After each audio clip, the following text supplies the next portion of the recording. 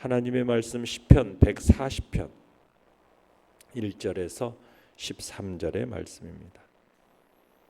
시편 140편 1절에서 13절의 말씀 우리 한 목소리로 같이 읽도록 하겠습니다. 시작. 여호와여, 악인에게서 나를 건지시며 포악한 자에게서 나를 보전하소서. 그들이 마음속으로 악을 꾀하고 싸우기 위하여 매일 모여오며 뱀같이 그 혀를 날카롭게 하니 그 입술 아래에는 독사의 독이 있나이다. 셀라.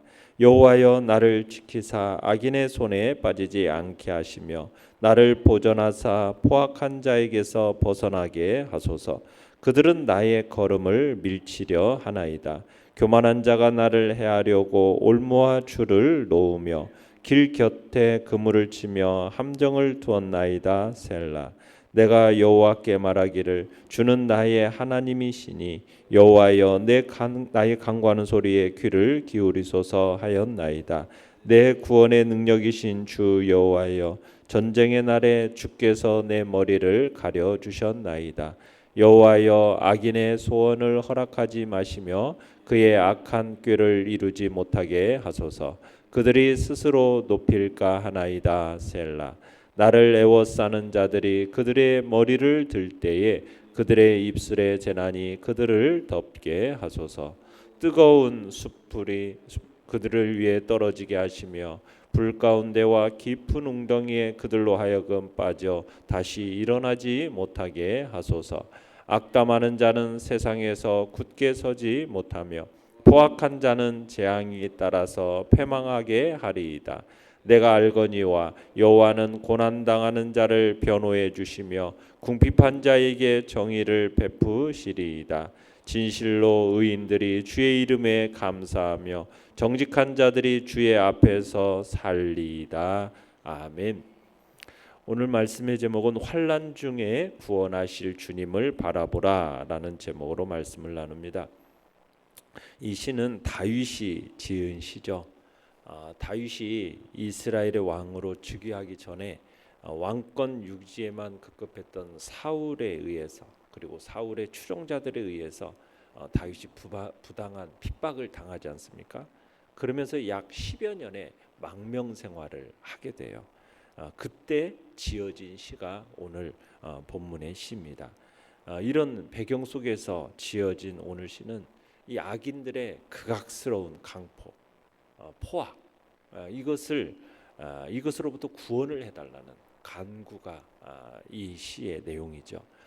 이런 성격을 지닌 만큼 시인을 위협하는 악인에 관한 묘사가 오늘 본문에서 다양하게 나오고 있어요. 2절에서는 전쟁이라는 표현으로 나오고 3절에서는 독사라는 표현으로 나오고요. 5절에서는 사냥꾼의 올무라는 표현으로 나오고, 그리고 또 11절로 해서 말로써 위협하는 자들, 이런 식으로 묘사가 되기도 합니다. 자, 내용 관찰 문제 1번을 보시면 시인이 하나님께 간구하는 것은 무엇입니까? 지금 시인은 자신을 향한 악인들의 공격이 거세다고 호소를 하고 있어요.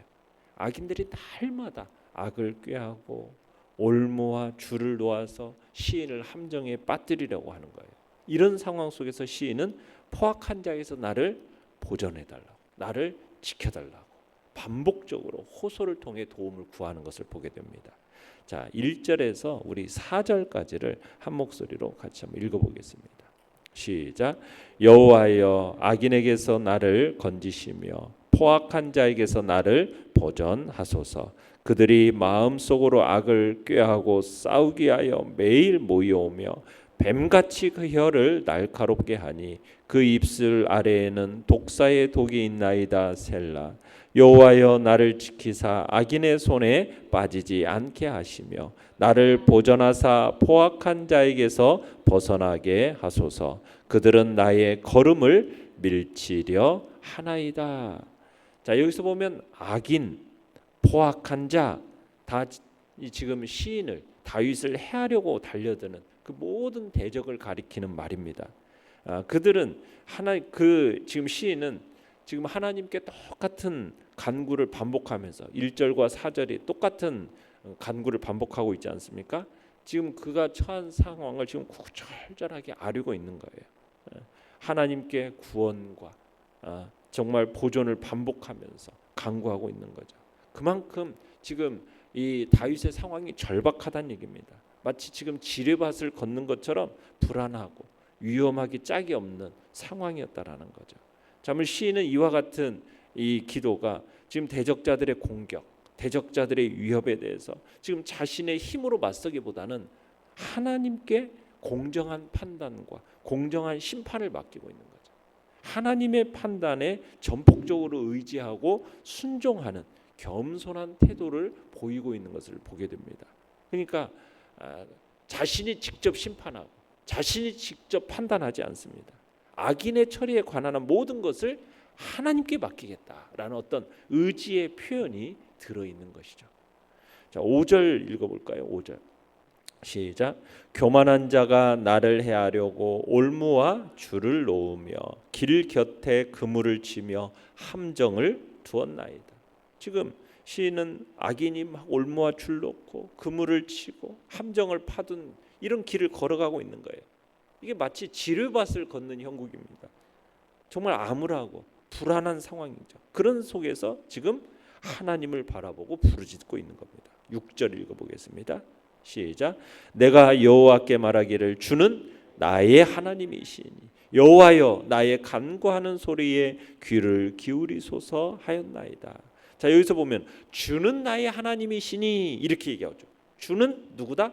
나의 하나님이시다. 주님은 나의 하나님이 아니십니까? 그러니까 지금 하나님과 자신을 1대1 관계로 딱 스스로 정하면서 하나님께 당신이 나의 하나님이지 않습니까? 1대1로 이렇게 재확신시키면서 하나님께 자신의 간구에 응답해 달라고 지금 어떻게 보면 자녀로서의 담대한 간구를 하나님께 드리고 있는 겁니다. 하나님과 자신 사이에 존재하는 사랑의 언약, 책임 이것에 근거해서 하나님께 간구하고 있는 거예요. 하나님의 자녀로서 지금 부모의 도움이 필요할 때 부모의 도움을 받는 것처럼 하나님은 당연히 나를 도와야 할 책임이 있습니다.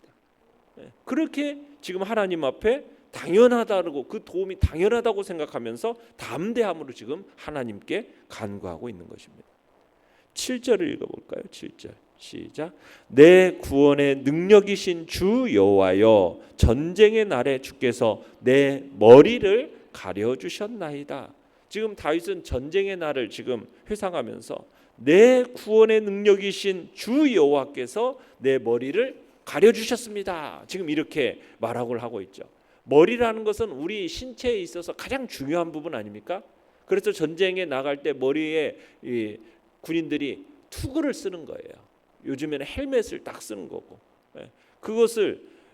그만큼 머리라는 것이 중요한 부분이기 때문에 하나님께서 자신의 머리를 가려주셔서 보호해 주셨다. 지금 이렇게 말을 하고 있는 거죠. 이게 뭐 단순히 머리를 보호해 주셨다라는 의미라기보다는 우리 인간의 삶 전반에 걸쳐서 가장 효과적인 보호자가 되어 주셨다. 지금 이것을 이르는 말입니다.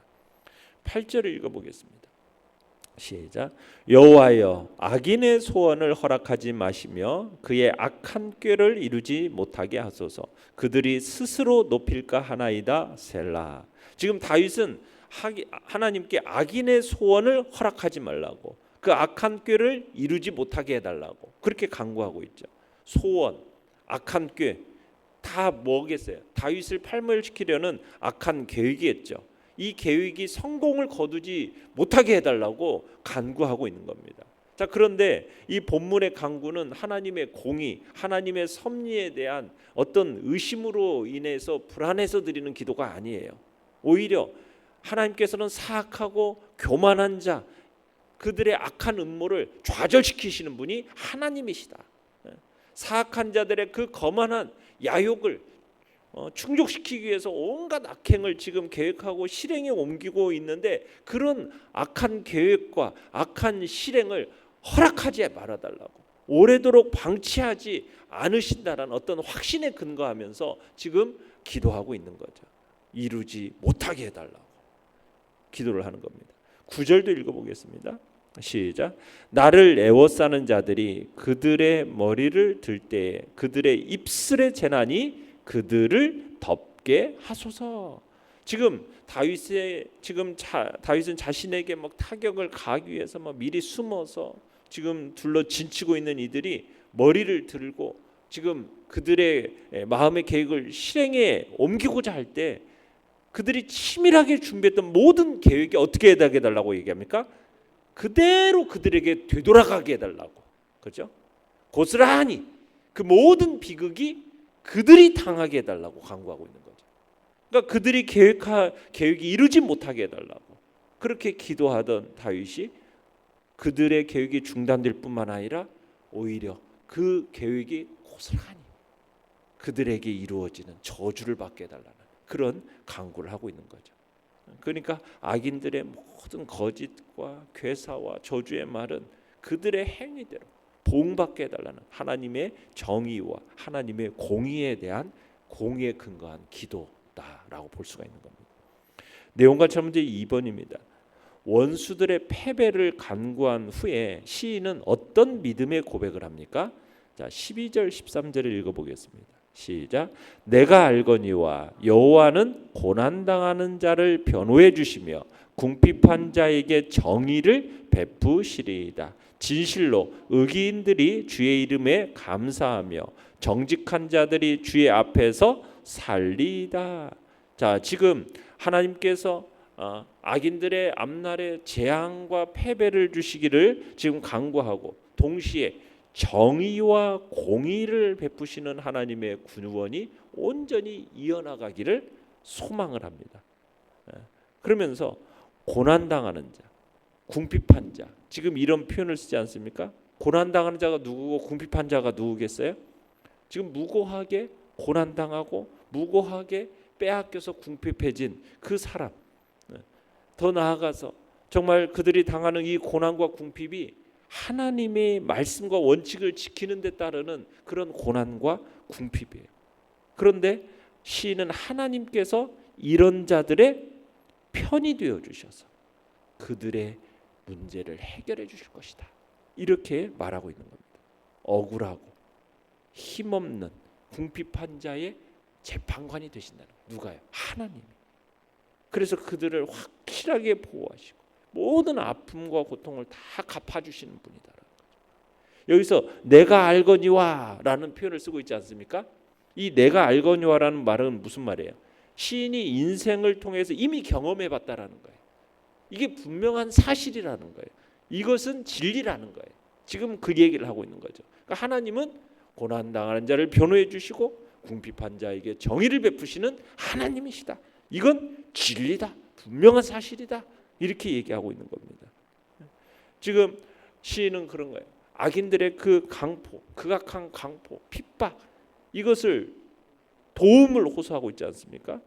그리고서는 과거 하나님 베푸신 그 구원에 대해서 회상을 하면서 악인들의 음모가 좌절될 거라고 담대하게 확신했고 그들이 파멸에 내던질 거라고 그걸 확증적으로 지금 고백하고 있는 거거든요. 그러니까 고난과 역경 그리고 그에 대한 승리의 귀결 결국에는 이 모든 것이 뭐라고 그래요? 하나님 앞에서 살리이다. 하나님의 면전에 서는 것이고 하나님과 동행하는 삶을 사는 것이됨을 얘기를 하고 있는 겁니다. 그러니까 결국 최종적인 것은 어떻게 보면 승리가 아니라 마지막에 나와 있는 게 뭐예요? 하나님 앞에서 어떻게 된다? 살게 된다. 하나님과 동행하고 하나님의 면전에서 살아가는 것. 이게 지금 시인에게 있어서 가장 고양된 위치고 이게 바로 정직한 자로 하나님 앞에 서는 것이다라고 얘기를 하던 거죠. 오늘 본문 표현을 통해서 지금 본문은 하나님 앞에서만큼은 그 모든 고통을 다 완전히 넘어서는 초극적인 그런 부분임을 노래를 하고 있는 겁니다. 자, 영과 묵상 문제 3번을 보시면 시인은 왜 하나님의 보호를 구하는 동시에 하나님의 공의가 나타나기를 갈망합니까?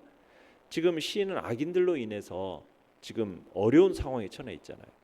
근데 그 상황 때문에 지금 마음에 무너지지는 않았어요. 왜요? 지금 자기가 의지하고 자기가 신뢰해야 할 대상이 누구뿐임을 믿었기 때문입니까? 오직 하나님뿐임을 믿었기 때문이에요. 그러니까 시인은 하나님께서 악인들의 그 앞날의 재앙과 패배를 주시기를 간구하고 있어요. 동시에 정의와 공의를 베풀어 주시기를 지금, 그래서 하나님의 구원이 온전히 일어나기를 지금 소망하고 있지 않습니까? 그러니까 성도는 지금 세상의 그 불의에서 나를 건지시고 나를 악인으로부터 지키시는 분은 오직 누구뿐이다? 하나님뿐이다. 이것을 기억했기 때문에 하나님께 보호를 구하는 동시에 지금 하나님의 공의가 나타나기를 갈망하고 있는 겁니다. 하나님이 누구신가? 하나님은 누구십니까? 하나님은 정의와 공의를 행하는, 실행하시는 분이시기 때문에 고난당하는 자, 억울한 자를 어떻게 하시는 분이십니까? 변호해 주시는 분이라. 그죠? 변호해 주시는 분. 궁핍한 자에게는요 정의를 베푸시는 분. 그분이 하나님이시기 때문에. 그래서 보호를 구하면서도 동시에 공의가 나타나고 정의가 실행되기를 지금 간구하고 있는 거예요. 세상 가운데 진리와 공의를 세우기를 원하시는 것이 하나님의 뜻이기 때문에. 그러니까 하나님의 뜻은 이 세상에 공의가 세워지는 거예요.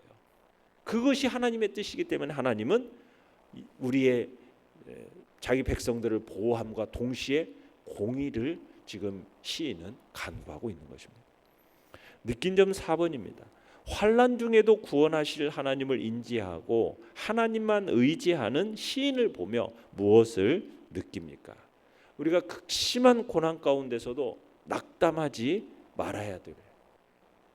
과거 하나님이 베푸신 그 구원을 회상하면서 악인은 멸망하지만 의인은 반드시 구원하실 거라는 그런 확신하는 그런 성숙한 신앙 고백이 우리에게 있어야 함을 느낍니다. 어떻게 보면 시인의 인생은 끊임없는 시련과 역경의 인생이었어요. 고난과 고통의 인생이었어요. 그럼에도 그는 오직 하나님만 바라보고 하나님만 의지하는 신실한 신앙을 견지해 나갔어요. 그리고 주는 나의 하나님이라는 믿음 속에서 정말 반드시 승리할 거라는 것을 확신했어요. 그 결과 그는 믿음의 승리자가 되었거든요. 영원한 승리자가 됐거든요. 그러니까 우리 성도들에게 있어서 우리가 이 세상을 살아가는 동안 끊임없는 극악하고 집요한 그런 파괴의 역사들이 곳곳에서 있습니다. 성도들을 올가매려는 정말 올무가 있고 함정이 있고 그물로 가득 차 있는 것이 이 세상입니다. 성도들이 걸어가는 이 길이야말로 시련과 역경과 고난과 고통의 연속이라고 할 수밖에 없어요. 그런데 우리가 그 신앙과 믿음을 우리가 잊어서는 안 되는 이유가 뭡니까? 위기 속에서 우리를 건지시는 분은 누구시다? 하나님이 계시기 때문에 그 하나님을 의지하고 반드시 우리를 구원해내실 하나님을 신뢰하면서 오늘도 우리가 그 하나님에 대한 믿음으로 나아가는 일에 힘써야 됨을 지금 우리에게 가르치고 있는 것입니다.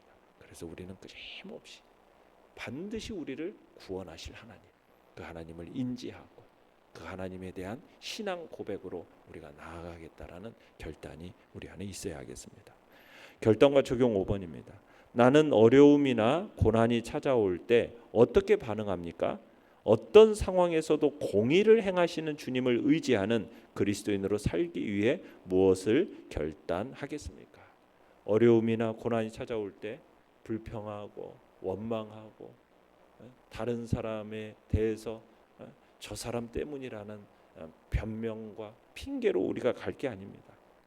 하나님이 어떤 하나님이신가? 악인에 대한 악한 행실에 대해서는 반드시 보응하시는 분이고 그 대가는 영원히 치르게 하신다라는 그것을 우리가 믿음으로 고백하고 하나님은 결코 악을 허락하지 않으시는, 악에 대해서는 반드시 그 대가를 치르게 하시는 분, 이것을 우리가 기억하는 거죠.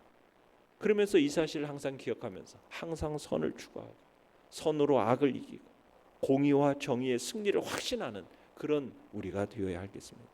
분명하게 시인이 경험했던 그 악에 대한 극적인 반전, 그것을 이루시는 분이 하나님이심을 우리가 믿음으로 고백하면서 어떤 상황에서도 우리는 공의와 정의를 행하는 자리에 우리가 있겠다 결단하며 나아가시기 바랍니다. 오늘의 기도 같이 읽겠습니다. 시작.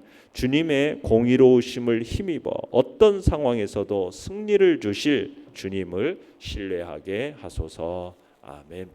말씀을 생각하며 기도하시고요. 연약한 우리의 지체들을 위해서 기도해 주시기 바랍니다.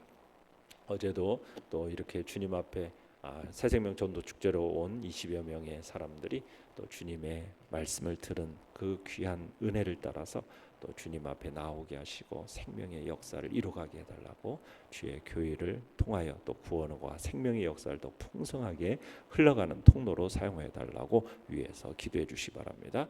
주여, 우리 세 번 부르짖